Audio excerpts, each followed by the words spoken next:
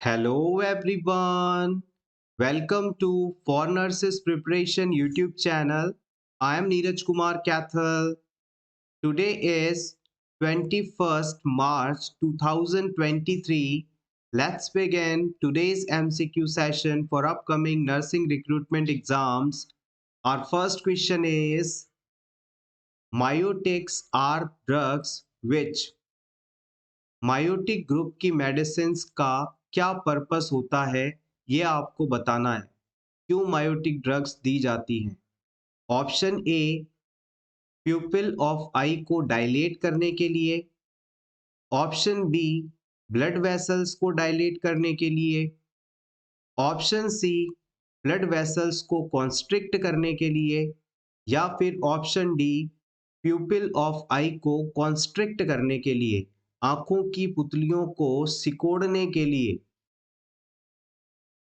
Important question है, previously पूछा गया है।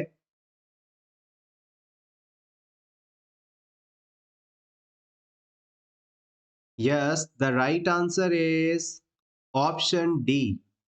यहाँ पर दो टर्म्स हैं, एक मेडिसिन होती है मायोटिक मेडिसिन और एक मेडिसिन होती है माइड्रियाट्रिक्स।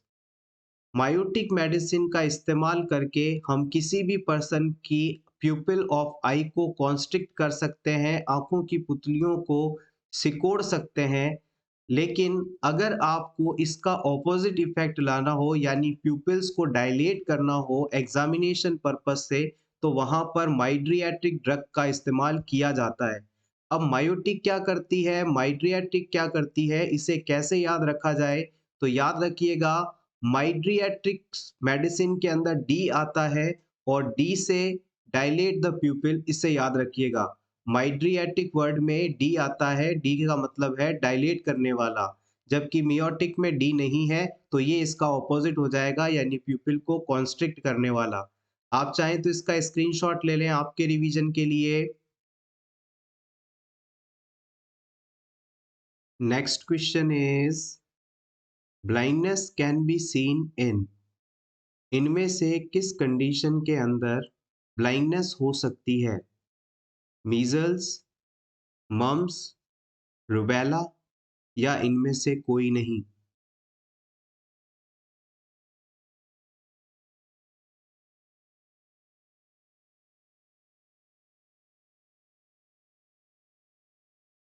The right answer is option A measles.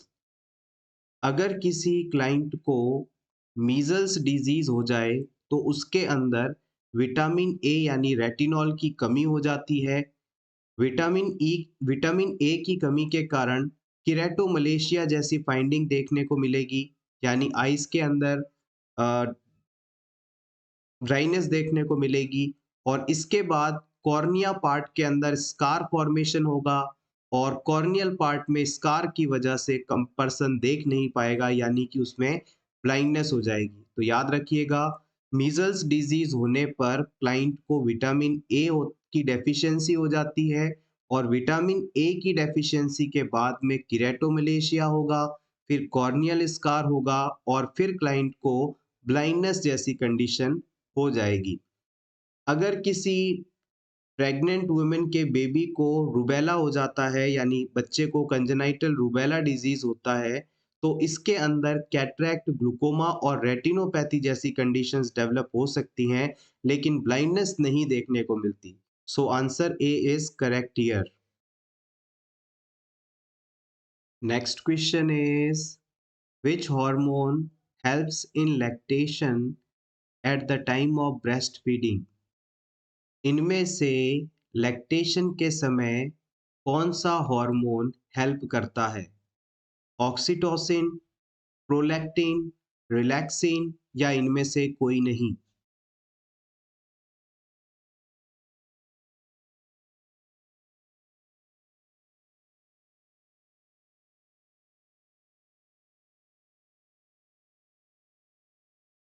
The right answer is option A.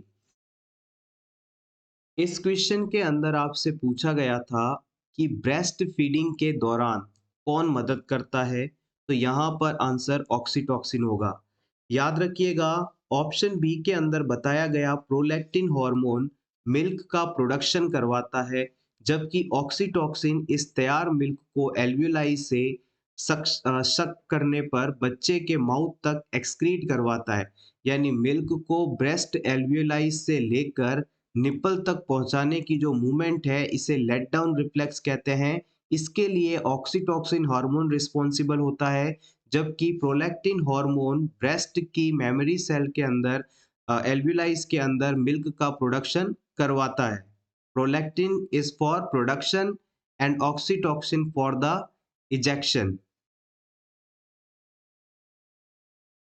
Next question is blood pressure is measured bye.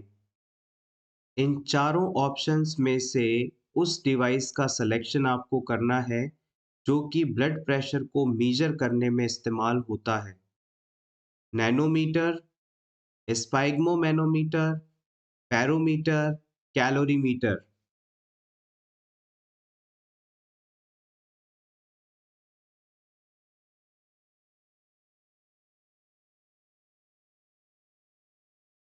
The right answer is option B. Blood pressure को measure करने वाले device को आप स्पाइग्मोमैनोमीटर के नाम से जानते हैं। आइए रिमेनिंग टर्म्स की भी बात कर लेते हैं। ऑप्शन ए के अंदर नैनोमीटर टर्म दिया गया है। नैनोमीटर एक मेजरिंग यूनिट है, जिसका मतलब है 1 मीटर का 1 बिलियंथ पार्ट। यानी 1 मीटर किसी चीज को 1 बिलियन टुकड़ों में तोड़ दिया जाए तो वो 1 नैनोमीटर कहलाता है। और 1 मीटर का मतलब होता है लगभग 100 centimetres.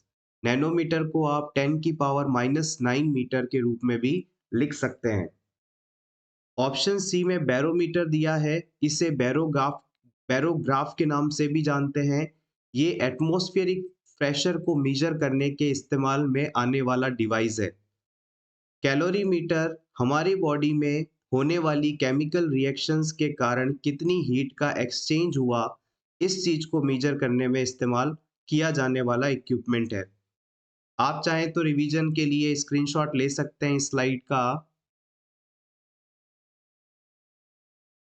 Next question is a nurse is planning room assignments for the day. Which client should be assigned to a private room if only one is available? Hospital में किसी समय 4 पेशेंट्स आए और सिर्फ एक ही प्राइवेट रूम अवेलेबल है, तो इन चारों में से सबसे पहले प्राइवेट रूम किस पेशेंट को दिया जाएगा? ऑप्शंस आर कुशिंग डिजीज वाले पेशेंट को, बी डायबिटीज वाले पेशेंट को, सी एक्रोमेगाली वाले पेशेंट को, या फिर माइक्सीडीमा वाले पेशेंट को।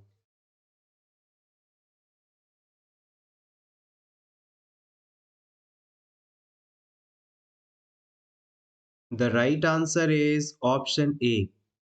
जिन पेशेंट्स में कुशिंग डिजीज जैसी कंडीशन होती है, उनके अंदर कॉर्टिसोन की कमी देखने को मिलती है, और कॉर्टिसोन की कमी होने से इन पेशेंट्स की इम्यूनिटी काफ़ी कमज़ोर हो जाती है। इन्हें अगर थोड़ा भी इन्फेक्शन के संपर्क में लाया जाए, तो ये काफ़ी ज़्यादा बीमार हो सकते हैं। तो ऐसे क्लाइंट्स को हम सबसे पहले प्राइवेट रूम अलॉट करेंगे। डायबिटीज़, एक्रोमेगाली और माइक्सीडीमा वाले पेशेंट्स की इम्यूनिटी अच्छी रहती है। इनमें इस पेशेंट की तुलना में इन्फेक्शन होने की संभावना काफ़ी कम है। तो option A is correct here. Next question is what is correct about paracentesis? Paracentesis procedure के लिए कौन सा स्टेटमेंट सही है? Option A empty the bladder to avoid injury to bladder before the procedure. Paracentesis procedure से पहले हम client को ब्लैडर एम्प्टी करने के लिए कहते हैं, यूरिन पास करने के लिए कहते हैं। अगर ऐसा नहीं किया जाए तो ब्लैडर में इंजरी हो सकती है। Option B it can be done 2 centimetre below the umbilicus in mid line. Paracentesis procedure में जो नीडल इंसर्ट की जाती है, उसे बॉडी की मिड लाइन में अम्बिलिकस से 2 सेंटीमीटर नीचे इंसर्ट किया जा सकता है। Option C, it can be done at 5 centimetre superior and medial to anterior superior iliac spine on either side. इसे क्लाइंट के पेल्विक एरिया की बोन के एंटीरियर सुपीरियर आइलियक स्पाइंस के बीच में और 5 सेंटीमीटर ऊपर इंसर्ट किया जा सकता है। Option D, all of the above.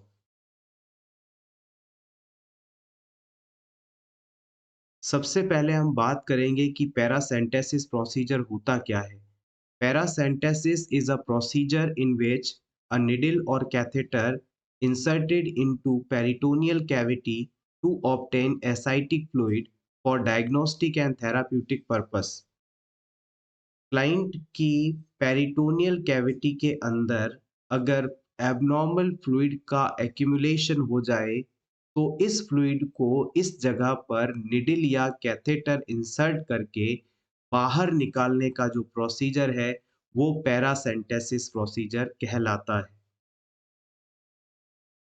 इस प्रोसीजर से पहले हम क्लाइंट में ब्लैडर एम्प्टी करवाते हैं। ये बिल्कुल सही है। अगर ब्लैडर एम्प्टी नहीं होगा तो जो निडल है वो ब्लैडर के अंदर पंचर करते हुए जा सकती है जिससे कि ब्लैडर इंजरी हो सकती है, ब्लैडर रप्चर हो सकता है।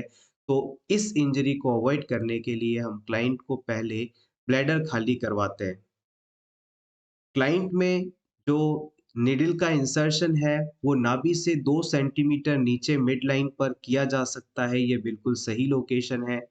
इसके अलावा क्लाइंट के anterior superior iliac spine bones के मिड लाइन पर 5 सेंटीमीटर ऊपर निडल को इंसर्ट किया जा सकता है, ये भी बिल्कुल राइट लोकेशन है। तो हम कह सकते हैं यहाँ पर option D is correct here. ये तीनों ही स्टेटमेंट पैरासेंटेसिस प्रोसीजर के लिए बिल्कुल सही माने जाएंगे। Next question is the second heart sound is due to. Second heart sound इनमें से किसके क्लोजर के कारण देखने को मिलता है? Aortic valve, mitral valve, tricuspid valve या फिर foramen Oval.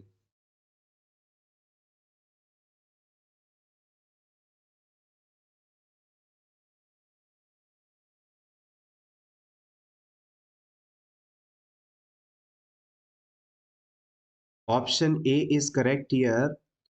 Second heart sound aortic valve के क्लोजर के कारण देखने को मिलता है। आइए बात कर लेते हैं हर्ट साउंड्स के बारे में। हमारे हर्ट के अंदर टोटल 4 हर्ट साउंड्स जनरेट होते हैं, या यूं कह सकते हैं कि एक कार्डियक साइकिल में जिसमें कि 0.8 सेकंड का समय लगता है, उसमें टोटल 4 हर्ट साउंड्स प्रोड्यूस होते हैं। इन 4 हर्ट साउंड में से हम केवल 2 हर्ट साउंड्स को ही स्टेथोस्कोप की मदद से सुन सकते हैं। इन दोनों हर्ट साउंड्स को हम जो कि सुने जा सकते हैं स्टेथोस्कोप की मदद से S1 S2 साउंड या लब डब साउंड के नाम से जानते हैं। जब हमारे हार्ट के एट्रियोवेंट्रिकुलर वाल्व क्लोज होते हैं तो जो साउंड प्रोड्यूस होता है वो लब कहलाता है, और जब सेमी ल्यूनार वाल्व क्लोज होते हैं तब जो साउंड प्रोड्यूस होता है वो डब कहलाता है। जैसे कि आप अपने घर के खिड़की और दरवाजों को बंद करते हैं तो उनके बंद होने पर एक आवाज जनरेट होती है, एक साउंड जनरेट होता है। उसी प्रकार से जब ब्लड हार्ट के एक चैम्बर को क्रॉस करके आगे बढ़ता है तो ये ब्लड वापस कॉन्ट्रैक्शन के कारण पीछे ना आ जाए, इस चीज को रोकने के लिए हार्ट के अंदर मौजूद वाल्व बंद हो जाते हैं और साउंड जनरेट होता है। आइए डायग्राम के थ्रू इन सभी वॉल्व्स की लोकेशन को जान लेते हैं। जैसे कि इस डायग्राम के अंदर यहाँ पर 4 चैम्बर्स बनाए गए हार्ट के। ये वाला राइट एट्रियम है, ये लेफ्ट एट्रियम है, ये राइट वेंट्रिकल है, ये लेफ्ट वेंट्रिकल है। लेफ्ट वेंट्रिकल हमारे हार्ट का सबसे मोटा और मजबूत चैम्बर माना जाता है, क्योंकि इसके द्वारा एरोटा में पावर के साथ ब्लड को फोर्स किया जाता है और फिर इसी एरोटा द्वारा पूरी बॉडी में ब्लड सप्लाई पहुंचाई जाती है। लेफ्ट एट्रियम और लेफ्ट वेंट्रिकल के बीच में जो वाल्व पाया जाता है उसे हम लेफ्ट एट्रियोवेंट्रिकुलर वाल्व या बाइकस्पिड वाल्व या मिट्रल वाल्व के नाम से जानते हैं। बाइकस्पिड वाल्व की स्ट्रक्चर कुछ इस प्रकार से होती है, इसमें दो कस्प होते हैं। अब बात करते हैं right side of the heart की। राइट साइड में राइट एट्रियम और राइट वेंट्रिकल के बीच में ट्राइकस्पिड वाल्व पाया जाता है। इसकी स्ट्रक्चर यहाँ देखिएगा कुछ इस प्रकार की होती है, इसमें 3 कस्प मौजूद होते हैं। इस वाल्व को आप राइट एट्रियोवेंट्रिकुलर वाल्व या ट्राइकस्पिड वाल्व के नाम से जानते हैं। और right ventricle of the heart से पल्मोनरी आर्टरी निकलती है, जो कि डीऑक्सीजनेटेड ब्लड को यहाँ से लेकर लंग्स तक लेकर जाती है और फिर यहाँ पर इसका प्यूरिफिकेशन होता है और फिर ब्लड यहाँ पर लेफ्ट एट्रियम में पहुँचाया जाता है। जब सुपीरियर वेना कावा और इंफीरियर वेना कावा पूरी बॉडी से डीऑक्सीजनेटेड ब्लड को लेकर हार्ट के राइट एट्रियम में पहुँचती है, वहाँ से ब्लड आगे की तरफ राइट वेंट्रिकल में पुश होता है। जैसे ही राइट वेंट्रिकल भर जाता है, यहाँ मौजूद ट्राइकस्पिड वाल्व क्लोज होता है और इसके क्लोजिंग के कारण जो साउंड जनरेट होता है उसे S1 साउंड या लव साउंड कहते हैं। इसी प्रकार से जब प्यूरिफाइड ब्लड लेफ्ट एट्रियम से लेफ्ट वेंट्रिकल में माइग्रेट कर चुका होता है, जैसे ही लेफ्ट वेंट्रिकल फुल भर जाता है, यहाँ मौजूद बाइकस्पिड वाल्व क्लोज हो जाता है और जो साउंड जनरेट होती है वो लब साउंड या S1 साउंड कहलाती है। अब जैसे ही ब्लड लेफ्ट वेंट्रिकल से आगे एरोटा में भेज दिया जाता है कॉन्ट्रैक्शन के द्वारा, इस ब्लड के एरोटा में पहुंचने के बाद वापस एरोटा से ये ब्लड लेफ्ट वेंट्रिकल में ना आ जाए, इस चीज को प्रिवेंट करने के लिए यहाँ मौजूद एरोटिक वाल्व क्लोज हो जाते हैं और इन वाल्व के क्लोजिंग के कारण जो साउंड जनरेट होता है उसे हम S2 साउंड के नाम से जानते हैं। सेम प्रोसेस यहाँ पर भी मौजूद पल्मोनरी वाल्व के क्लोज होने के कारण होगा और इसे ही हम सेमी ल्यूनार वाल्व के नाम से जानते हैं। तो यहाँ पर ये दोनों वाल्व तो हो गए एट्रियोवेंट्रिकुलर वाल्व और यहाँ पर हो गए ये दोनों सेमी ल्यूनार वाल्व। सेमी ल्यूनार वाल्व के क्लोज होने से डब साउंड या सेकंड हार्ट साउंड जनरेट हो रहा है, जबकि इन दोनों एट्रियोवेंट्रिकुलर वाल्व के क्लोजिंग के कारण S1 साउंड या लब साउंड जनरेट हो रहा है। आप चाहें तो अपने रिवीजन के लिए इसका स्क्रीनशॉट ले सकते हैं। Next question is the position of uterus is. Uterus की नॉर्मल पोजीशन क्या होती है? एंटीवर्जन, रेट्रोफ्लेक्शन, एंटीफ्लेक्शन या फिर option A and C both.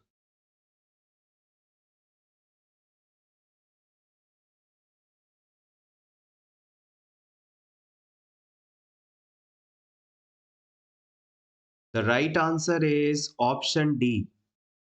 किसी भी फीमेल के अंदर जो यूट्रस होता है वो एंटीवर्टेड होता है, एंटी फ्लैक्स्ड होता है और डेक्स्ट्रो रोटेटेड होता है। यूट्रस की पोजीशन के बारे में आपको ये 3 पॉइंट याद रखने हैं और तीनों ही प्रीवियस एग्जाम में पूछे गए हैं। एंटीवर्टेड, एंटी फ्लैक्स्ड और डेक्स्ट्रो रोटेटेड। यहाँ पर ऑप्शन बी के अंदर रेट्रोफ्लेक्शन वर्ड दिया गया है। इस पर गौर करिएगा, ये एक एबनॉर्मलिटी है यूट्रस की जो कि लेबर के बाद देखने को मिल सकती है। रेट्रो शब्द का मतलब होता है पीछे की तरफ।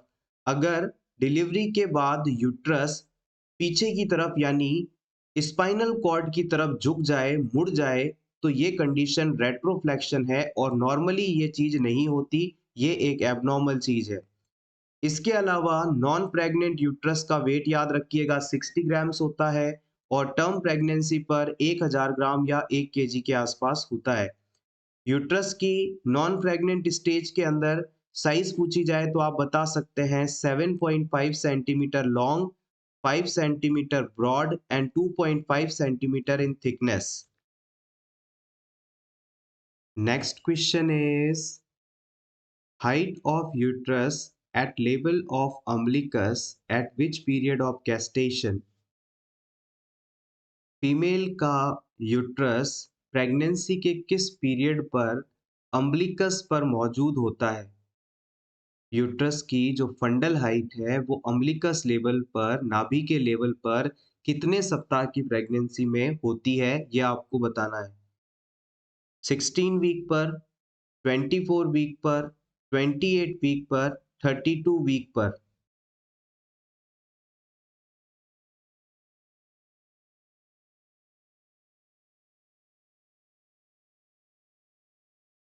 Option B is correct here at 24 week पर।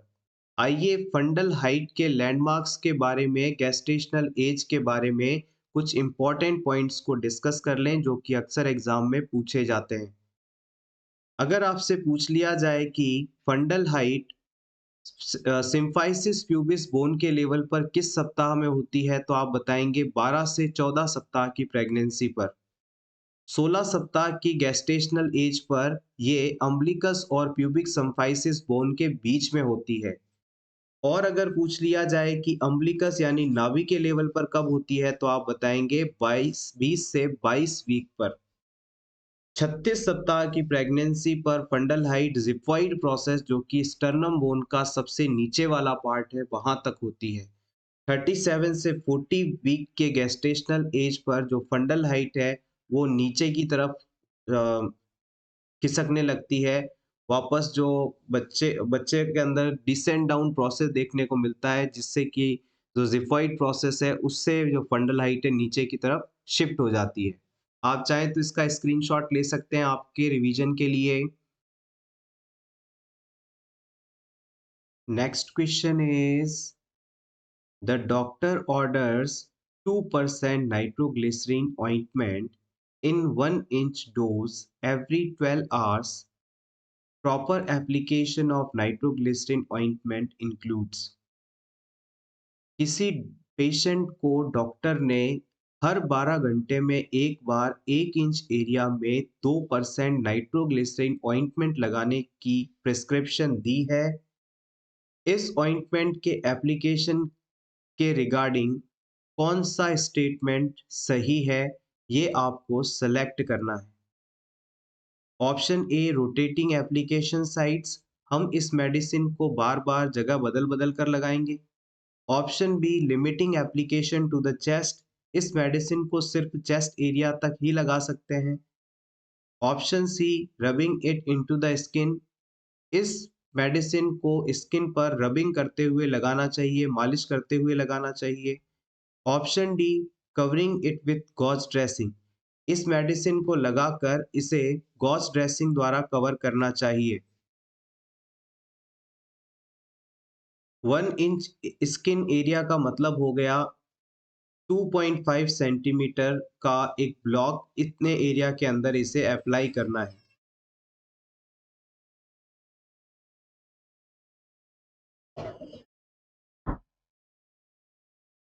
The right answer is option A rotating the application sites. जब भी किसी क्लाइंट को आप नाइट्रोग्लिसरीन ऑइंटमेंट लगाते हैं, अगर आप इसे बार बार एक ही जगह पर स्किन पर लगाएंगे तो इससे स्किन टिश्यूज डैमेज हो सकते हैं, उनमें इरिटेशन हो सकती है। इस चीज से बचने के लिए हम पहले जिस जगह पर इस ऑइंटमेंट को लगाया गया था उससे कुछ दूरी पर नेक्स्ट डोज को अप्लाई करते हैं। इस तरह से ये मेडिसिन लगाई जाती है और इसी वजह से इसे रोटेट किया जाता है। यहाँ पर ऑप्शन बी के अंदर कहा गया था कि इस मेडिसिन को सिर्फ चेस्ट पर ही लगा सकते हैं, जो कि गलत ऑप्शन है। याद रखिएगा nitroglycerin sorry nitro 2% nitroglycerin ointment जो है वो चेस्ट, अपर आर्म, बैक पर लगाया जा सकता है, लेकिन इसे लोअर एक्सट्रीमिटीज पर नहीं लगाया जा सकता। ये चीज इंपॉर्टेंट है। 2% नाइट्रोग्लिसरीन जो मेडिसिन है ये वैसोडाइलेटर मेडिसिन के रूप में काम करती है, यानी कि ब्लड वेसल्स को डायलेट करने का काम करती है। और जिन लोगों में कोरोनरी आर्टरी डिजीज होता है उनमें ब्लड वेसल्स नैरो हो जाती हैं, जिसके कारण हार्ट में सप्लाई ब्लड की पहुंच नहीं पाती और क्लाइंट को चेस्ट पेन होता है।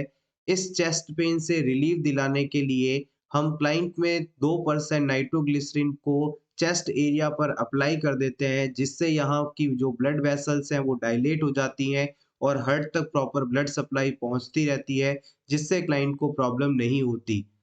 नाइट्रोग्लिसरीन को हम ऑइंटमेंट के अलावा टैबलेट फॉर्म में सबलिंगुअल रूट से ले सकते हैं, यानी टंग के नीचे प्लेस करके लिया जा सकता है और कार्डियक मॉनिटर की प्रेजेंस में आईसीयू आदि के अंदर हम इसे आईवी रूट से भी एडमिनिस्टर कर सकते हैं। नाइट्रोग्लिसरीन की हाई डोज के कारण क्लाइंट को हाइपोटेंशन और हेडेक जैसी कॉम्प्लिकेशंस देखने को मिल सकती है। ऑप्शन सी के अंदर बताया गया है कि इस मेडिसिन को स्किन के ऊपर रब करना है, मालिश करना है, रगड़ना है, जो कि इसके एप्लीकेशन का सही तरीका नहीं होता। It is contraindicated. Rubbing is always contraindicated for nitroglycerin ointment. एक और इम्पॉर्टेंट पॉइंट, इस मेडिसिन को स्किन पर अप्लाई करने के बाद इसे थिन पेपर से बनी ड्रेसिंग से कवर किया जाता है। इस जिस जगह पर आपने क्लाइंट में नाइट्रोग्लिसरीन ऑइंटमेंट लगाया है, उस जगह को पतले पेपर से बनी ड्रेसिंग से कवर किया जाता है, ना कि गॉज से बनी ड्रेसिंग से। ये बहुत ही इम्पोर्टेंट क्वेश्चन है, बहुत ही इम्पोर्टेंट पॉइंट है। अपकमिंग एग्जाम्स में यहाँ से क्वेश्चन पूछा जा सकता है। आप चाहें तो इसका स्क्रीनशॉट ले लें आपके रिवीजन के लिए।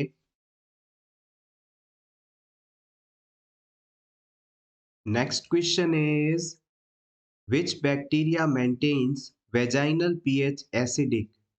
इनमें से किस बैक्टीरिया के द्वारा वेजाइना की पीएच को एसिडिक रूप में मेंटेन किया जाता है? स्ट्रेप्टोकोकस, स्टेफाइलोकोकस, टोडरलिन बेसिलाई या फिर इनमें से कोई नहीं?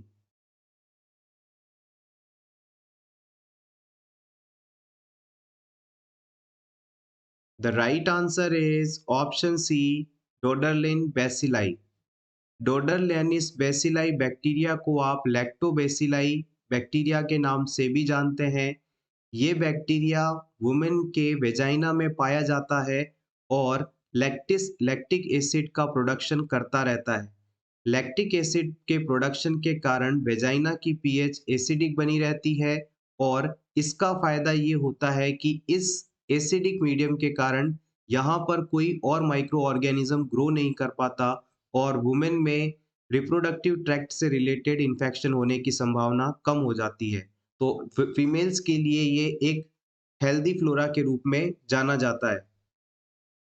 किसी भी रिप्रोडक्टिव एज में वुमेन की वेजाइना की नॉर्मल पीएच अगर आपसे पूछ ली जाए तो आप बता सकते हैं 45 से 4.5 से 5.5। एवरेज पूछा जाए तो आप इसे 5 बता सकते हैं। रिप्रोडक्टिव एज वुमेन का मतलब होता है कि वुमेन की एज 15 से 45 के बीच में होनी चाहिए, उसमें मेंस्ट्रुअल साइकिल होना चाहिए और वो रिप्रोडक्शन कर पाने में समर्थ होनी चाहिए। ऐसी वुमेन में वेजाइना की पीएच 4.5 से 5.5 के बीच में रहती है, ये नॉर्मल है।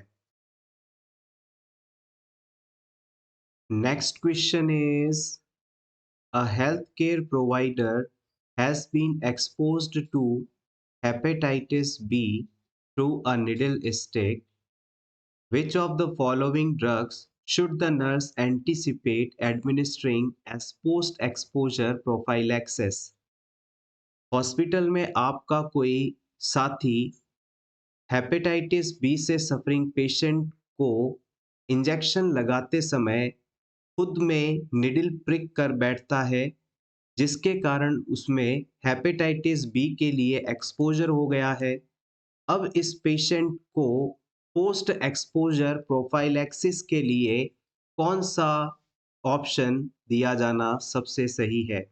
पोस्ट एक्सपोजर यानी हेपेटाइटिस बी के संपर्क में आने के बाद उसमें ये डिजीज ना डेवलप हो जाए, इससे बचाव हेतु कौन सा सब्सटेंस दिया जा सकता है? Hepatitis B immune globulin option A के अनुसार, इंटरफिरॉन या फिर हेपेटाइटिस बी सरफेस एंटीजन या फिर amphotericin B?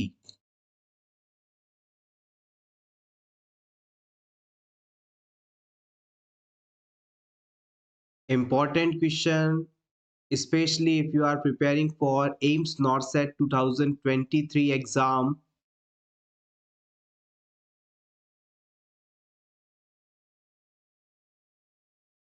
The right answer is option 1, hepatitis B immune globulin. Post exposure prophylaxis के लिए एक्सपोजर होने के बाद डिजीज ना हो जाए, इससे बचाव के लिए हेपेटाइटिस बी इम्यून ग्लोब्यूलिन दिए जाते हैं। ऑप्शन 2 के अंदर इंटरफिरॉन दिए गए हैं। ये अगर किसी क्लाइंट को हेपेटाइटिस बी हो चुका है तो उसके ट्रीटमेंट के लिए इस्तेमाल किए जाते हैं। हेपेटाइटिस बी सरफेस एंटीजन, ये एक डायग्नोस्टिक टेस्ट है जो हेपेटाइटिस बी है या नहीं इसे पता करने के लिए इस्तेमाल किया जाता है। जबकि एम्फोटेरिसिन बी एक एंटी फंगल मेडिसिन है जिसे आपने कोरोना के दौरान काफी काम आते देखा होगा। एक बार फिर से समझिएगा, अगर किसी क्लाइंट को हेपेटाइटिस बी का पोस्ट एक्सपोजर प्रोफाइलैक्सिस करवाना है तो उसके लिए हेपेटाइटिस बी इम्यून ग्लोब्यूलिन दिए जाते हैं। इंटरफिरॉन का इस्तेमाल हेपेटाइटिस बी के ट्रीटमेंट में किया जाता है और हेपेटाइटिस बी सरफेस एंटीजन एक डायग्नोस्टिक टेस्ट है जिससे इस कंडीशन के बारे में आइडेंटिफिकेशन की जाती है। Amphotericin B is an antifungal medicine used to treat fungal infections. Thank you so much everyone for watching this complete video. अगर आपको आज की ये क्लास अच्छी लगी हो तो प्लीज़ इसे लाइक कर दीजिएगा और रेगुलर इसी तरह के वीडियोस देखने के लिए for nurses preparation YouTube channel को ज़रूर सब्सक्राइब करें। Best of luck.